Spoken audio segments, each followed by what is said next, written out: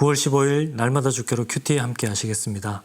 오늘 본문은 누가복음 4장 31절부터 44절까지입니다.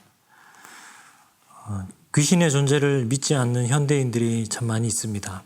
물질과 과학이 고도로 발달된 이 시대에 귀신이라는 것은 그 공포 영화에만 등장하는 그러한 존재고, 또 등골 오싹하도록 만든 사람이 만든 이미지 정도로 그렇게 생각합니다.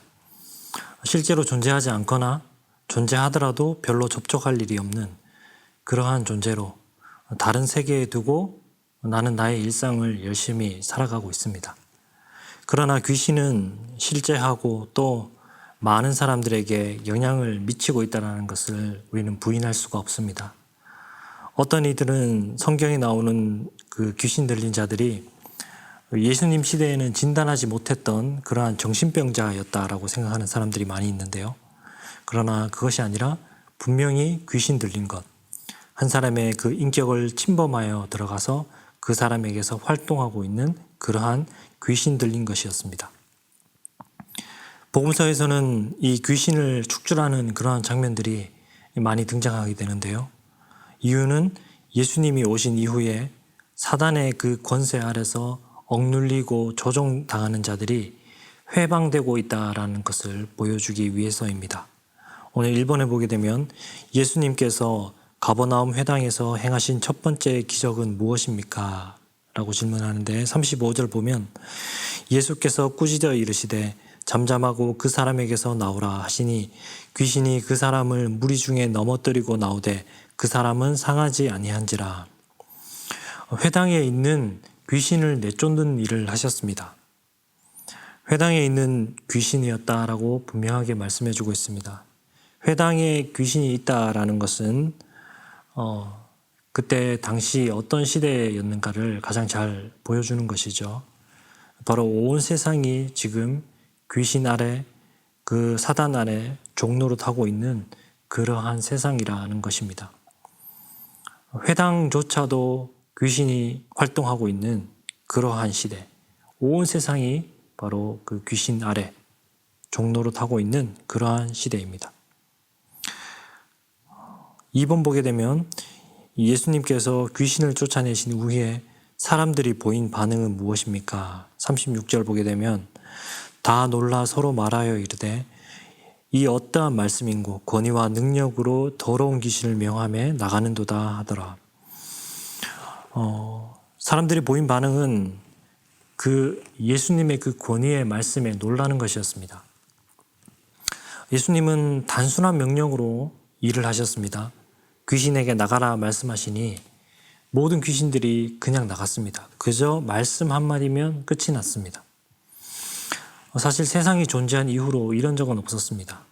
귀신을 쫓으려면 어떤 복잡한 여러 가지 주문 과정들이 필요했고, 또 더 큰 귀신을 불러와야만 했고, 아무튼 우리가 굿을 보면 알겠지만 아주 요란스럽게 그렇게 해야만 했습니다. 그런데 예수님에게는 그런 것들이 전혀 필요 없습니다. 자기보다 더 강한 능력을 부를 필요가 없습니다.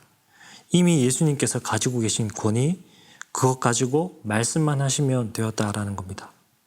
하나님께서 세상을 창조하실 때에도 어떠한 일련의 복잡한 그런 과정이나 그런 순서가 필요한 것이 아니었습니다. 어떤 도움이 필요한 것이 아니었습니다. 하나님은 그저 말씀 한마디로 온 세상을 지으셨습니다. 예수님의 권위도 그와 같은 권위라는 것입니다. 예수님의 권위가 어떤 권위인지, 그 능력이 어떠한지 귀신들이 더 잘 알고 있습니다. 귀신들이 이렇게 고백합니다. 41절 보게 되면 당신은 하나님의 아들이시나이다. 하나님의 아들이다라고 고백합니다. 하나님의 아들이라는 것은 이미 이것은 대결 구도가 아니다라는 것을 아는 것입니다. 예수님은 이 사단의 그 권세 아래에 있는 세상을 구원할 그 하나님의 권위를 가지신 분이셨고, 또 그것을 세상 가운데 보여주시기를 원하셨습니다. 이 권위, 이 귀신을 쫓아버리고 사단을 꺾어버리는 이 권위, 그리고 이 권위가 담긴 말씀, 바로 복음입니다. 예수님은 이 복음을 전파하기를 원하셨습니다. 3번 보게 되면은 예수님께서 무리의 만류에도 불구하고 여러 다른 동네들의 복음을 전하러 떠나시는 이유가 무엇입니까? 질문하는데 43절 보게 되면 예수께서 이르시되 내가 다른 동네에서도 하나님 나라의 복음을 전하여라 하니니 나는 이 일을 위해 보내심을 받았노라 하시고, 예수님은 이 복음을 주시고 이 복음을 전파하시도록 보내심을 받으신 것입니다. 이 복음으로 억눌린 사람들을 자유롭게 하고 눈먼 자들이 보게 하고 앉은 자들, 중풍병자들을 고침을 받게 하고 일어서게 되고 혈병자들이 치유를 받게 됩니다.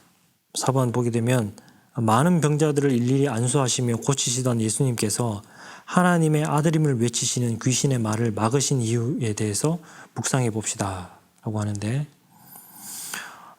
지금 놀라운 그 복음의 빛이 예수님을 통해서 그 땅 가운데 비추어지고, 그럴 때 귀신들은 그것을 보고 떨며 떠나가고 있는데, 그 귀신의 말, 하나님의 아들이시니다라는 그 호칭, 하나님의 아들이라는 호칭을 예수님이 쓰지 말라고 말씀하십니다. 왜 그런가요?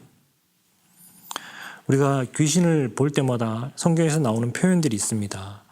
귀신을 묘사할 때마다 더러운 귀신이라고 이렇게 말하고 있습니다.